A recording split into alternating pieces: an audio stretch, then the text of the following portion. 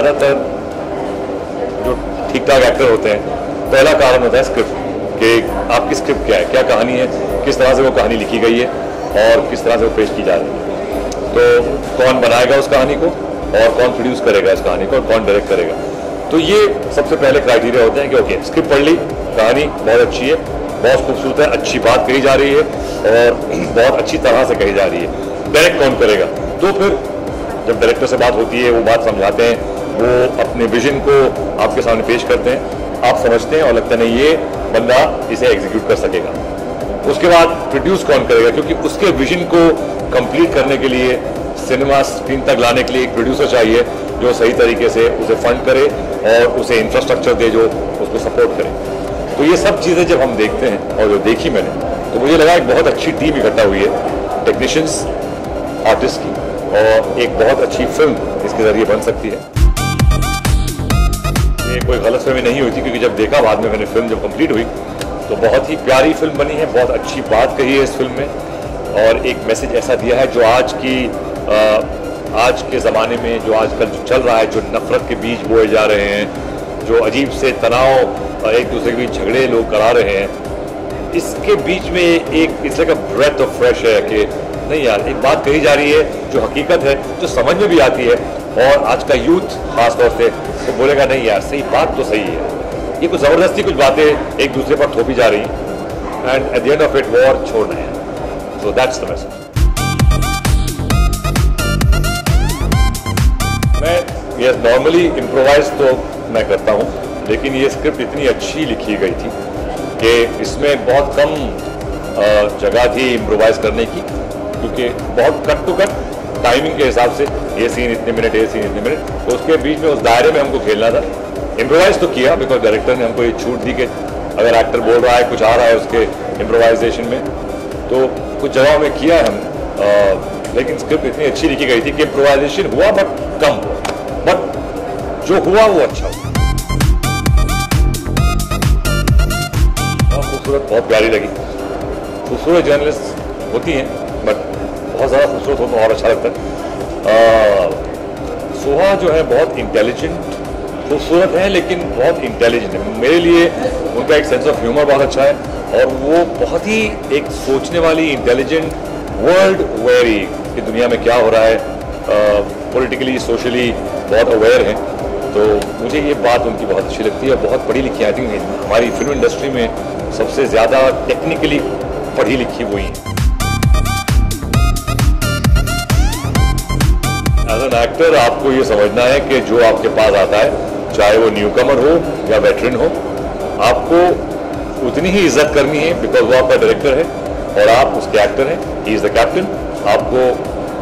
वो आपको ढालेगा, उसका एक विजन है, उसने स्टोरी लिखी है, वो सारे कैरेक्टर्स को पहचानता है और जानता है किस तरह से ढालना है। तो वो बोलेगा सर ये सुर हम यहाँ नहीं करते हैं, इसको यहाँ करते हैं, ये हम लुक ऐसा करते हैं, ये बात करने का अंदाज ऐसा करते हैं, बिकॉज वो एक सोच लेके आया है।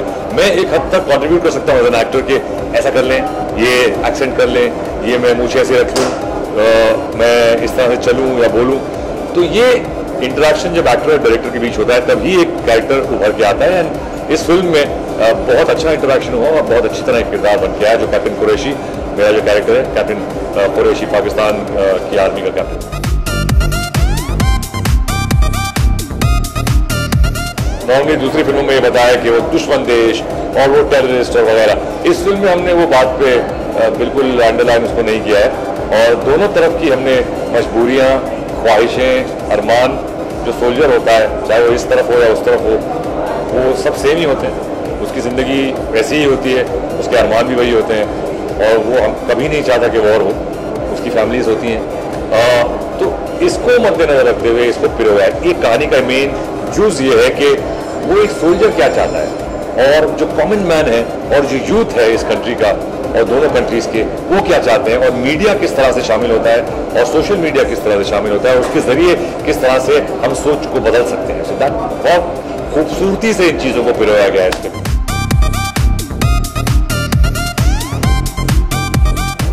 हर मूवी का अपना एक स्ट्रॉन्ग पॉइंट होता है, वो क्या एक्टर, डायरेक्टर या ये फिल्म स्क्रिप्ट है और बहुत ही प्यारी स्क्रिप्ट है और एक कहानी है जो बहुत खूबसूरती से कही गई हैं, और सब लोगों ने अपना अपना किरदार, चाहे वो टेक्नीशियन हो, सिनेमेटोग्राफर हो, म्यूजिक डायरेक्टर हो, एक्टर्स हैं, सब ने अपना अपना रोल निभाया और एक कलेक्टिवली एक चीज़ बहुत खूबसूरत बन के आई है और ऑडियंस के सामने आई है। और मैं यकीन रखता हूँ कि ये जो पसंद सही अच्छा सिनेमा पसंद करने वाले लोग होंगे वो इसको बहुत पसंद करेंगे, क्योंकि ये एंटरटेनिंग भी है और एक बहुत अच्छा मैसेज भी है। लास्ट ईयर लता जी का बर्थडे आया तो आप क्या उसे देना चाहेंगे और बर्थडे क्या और आप कितना फॉलो करते हैं? लता जी को मैं ट्विटर पे तो फॉलो नहीं करता हूँ, तो आप मेरा फॉलो करते हैं, लेकिन भाई वो ये ऐसे लोग हैं जो वहाँ पहुँच चुके हैं, ये आइडल्स, ये उस मयार पे पहुँच चुके हैं, चोटी पे शिखर पे पहुँच चुके हैं जहाँ बाकी लोग पहुँचना चाहते हैं। इतनी सीनियर है, इतना खूबसूरत काम करके जीनियस अपना जाहिर करके दिखा चुकी हैं। तो जैसे सब चाहते हैं कि बुजुर्गों का साया हमेशा रहे हम पर, तो वो भी एक बुजुर्ग हैं और एक बुजुर्ग जीनियस आर्टिस्ट हैं अपनी कला में भी। तो हम यही चाहेंगे कि वो हमारे सर पे उनका साया रहे, उनकी कला रहे, वो गाइड करें अपने फन में सबको। और दुआ तो ये होती है कि जब तक रहें सेहत में रहें, और हम सब उन्हें बहुत प्यार करते हैं और हार्दिक शुभकामनाएं कि अब तक हमारे साथ हैं और उनकी कला हमारे साथ है। Thank you sir. Thank you. Fast meeting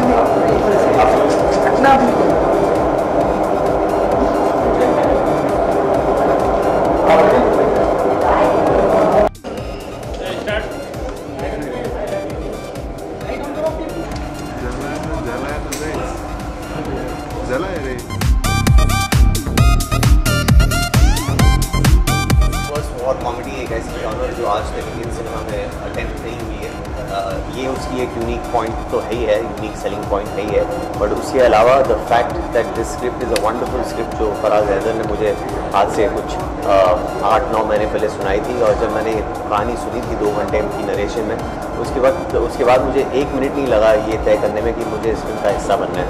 और बहुत मज़ा आया। ये कहानी जो लिखी गई थी, Faraz Haider has gone beyond the page, और इसको फिल्म को इतनी खूबसूरती से शूट भी किया है, और एक ऐसी फिल्म है जिस पे हमें बड़ा गर्व है, और हमें यकीन है कि जब जनता जाएगी 11 अक्टूबर को ये फिल्म देखेगी तो उनको बहुत पसंद यही हमेशा से ख्वाहिश थी कभी कोई रोल करने को मिले जहाँ you get the chance to wear uniform, और इस फिल्म में यूनिफॉर्म पहनने का मौका मिला, और वो भी आर्मी मैन का। किरदार के लिए प्रेपरेशन पॉइंट ऑफ व्यू से खाली एक क्रू कट हेयर कट जो करना पड़ा था वो किया था मैंने, बाकी physically I was in a decent shape, तो उसमें ज़्यादा मेहनत नहीं करनी पड़ी थी उस वक्त। और जैसे मैंने यूनिफॉर्म पहना, यू फील दिस असेंचुएटेड और भी ज़्यादा सेंस ऑफ ऑनर, प्राइड अपने देश के लिए आपको लगता है, महसूस होता है। और एक आर्मी मैन की जो करेक्टनेस, डिसिप्लिन, जो स्ट्रेंथ ऑफ कैरेक्टर रहता है, वो सारा आप महसूस करने लगते हो ओनली थ्रू द यूनिफॉर्म। और इफेक्टिवली यूनिफॉर्म पहना और ये रोल निभाने में मुझे बड़ी आसानी है। जैसे मैंने कहा फराज हैदर के बारे में, उन्होंने जब मुझे स्क्रिप्ट सुनाई और मुझे बहुत पसंद आई, और फिर उन्होंने शूट की। जब वो शूट कर रहे थे वो इतनी आसानी से उसे डायरेक्ट कर रहे थे, ऐसे लग रहा था कि कोई 10 फिल्म के वेटरन फिल्म बना रहे हो। और मैंने उनसे पूछा भी था कि आप इतनी आसानी से कैसे डायरेक्ट कर पा रहे हो इस फिल्म को। उन्होंने कहा था कि शायद 2 साल जो मैंने इस फिल्म को लिखा, तो उस वक्त मैंने उसको इतने ठीक से विजुअलाइज भी किया था, और मेरे हिसाब से ये उन्होंने नहीं कहा, लेकिन मुझे ऐसा लगता है कि वो 2 सालों में उन्होंने शायद 10 साल की मेहनत की होगी, तब जाके वो इतनी आसानी से इतनी खूबसूरत फिल्म बना पाए। फिल्म जो है आउटडोर लोकेशन में शूट हुई है, तो कैसा रहा आपका एक्सपीरियंस? जी, लॉजिस्टिकली बड़ा चैलेंजिंग था। ये लोकेशन बीकानेर से 1.5 घंटे दूर हम लोग शूट कर रहे थे, पित्रासर नाम के गांव के आसपास, जो गांव ऑलमोस्ट डेजर्ट के बीचों बीच ही है। तो सारा लॉजिस्टिकली प्रोडक्शन को वहाँ पे सामान पहुँचाना, ये सब, और सेट डिज़ाइन करना बड़ा चैलेंजिंग था, क्योंकि जब ये सेट बन रहा था और लगाया जा रहा था, 2-3 ओकेजन पे सैंडस्टॉर्म आए, जब ये पूरा का पूरा सेट उखाड़ के चला गया था ये सैंडस्टॉर्म, तो उसको फिर से लगाना, जोड़ना, वो सारे प्रोडक्शन चैलेंजेस थे। और साथ ही साथ एज एक्टर्स हमें ये शूट करने में 45 to 50 डिग्रीज अप्रैल और मई के महीने में हम लोग शूट कर रहे थे। बहुत ज़्यादा गर्मी थी।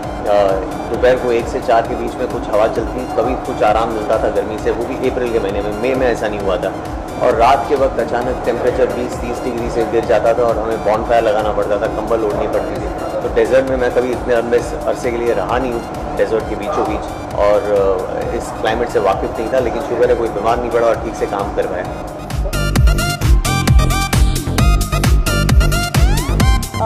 मुंबई मेरी जान से ज़्यादा मज़ा आया, क्योंकि मुंबई मेरी जान में मैंने जर्नलिस्ट का रोल किया था, लेकिन उस फिल्म में मेरे मंगेतर मर जाते हैं और मुझे ये फिल्म उसके 4 दिन के बाद में सेट है और मुझे सिर्फ रोना था उस फिल्म में, और इस फिल्म में सिर्फ हंसना है। तो मुझे इस फिल्म में बहुत ही अच्छा लगा और एक मौका मिला to play a senior news reporter, और बॉर्डर पे जाने का मौका मिला देखने के लिए कि बॉर्डर पे क्या हालात हैं और कैसे, मतलब ये जो रिश्ता है भारत और पाकिस्तान के बीच एक्चुअली कैसा है। जो मैंने सोचा वैसा बिल्कुल नहीं है, और जो मैंने देखा वो आप सब देख सकते हैं 11 अक्टूबर।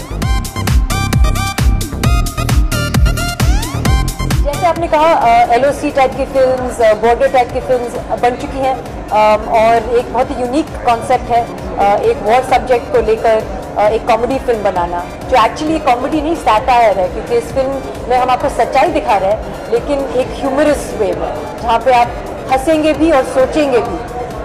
और यही हमारी इच्छा थी कि लोग लाइट एंटरटेनिंग फिल्म देखना चाहते हैं, मतलब डॉक्यूमेंट्री नहीं देखना चाहते हैं, और हम सब सोचते हैं कि ये जो जंग हो रही है पाकिस्तान और भारत के बीच में, हमारी ज़िंदगी पे इसका कोई असर नहीं है, लेकिन असर है, और ये जो जंग है हमारे फ़ायदे में भी नहीं है। तो हमें इस बारे में कुछ करना चाहिए। हम लोगों को जाग उठाना चाहते हैं, हम उनसे कहना चाहते हैं कि हम अपनी सरकार को इन्फ्लुएंस कर सकते हैं, उनकी पॉलिसी को बदल सकते हैं और बदलना चाहिए। मुझे ये फिल्म नहीं करनी थी, क्योंकि उन्होंने मुझसे कहा था कि ये फिल्म के डायरेक्टर नए हैं, और मैंने कहा कि ओह इस साल मैं ऑलरेडी नए डायरेक्टर के साथ काम कर रही हूँ, तो शायद मुझे ये नहीं करना चाहिए। फिर मैंने कहा कि ठीक है मैं पढ़ लेती हूँ स्क्रिप्ट। फिर फराज हैदर जो इस फिल्म के निर्देशक हैं, उन्होंने मुझसे कहा कि नहीं, मुझे आके आपको नरेट करना होगा, क्योंकि उस टाइप की फिल्म है जहाँ पे माहौल, और मैं खुद बहुत ही अच्छे एक्टर हैं। तो मैंने कहा ठीक है। तो वो घर पे आए थे, 2 घंटे हमने साथ बिताए और उन्होंने नरेट किया, और मुझे इतना अच्छा लगा, डायलॉग्स के साथ फुल कॉन्फिडेंस के साथ उन्होंने नरेट किया, और मुझे लगा कि मैं इस फिल्म का हिस्सा बनना चाहूँगी, क्योंकि मुझे ये फिल्म देखनी भी है, और इसमें अगर मैं हूँ तो मुझे बहुत ही अच्छा लगेगा, क्योंकि बहुत ही यूनिक कॉन्सेप्ट है।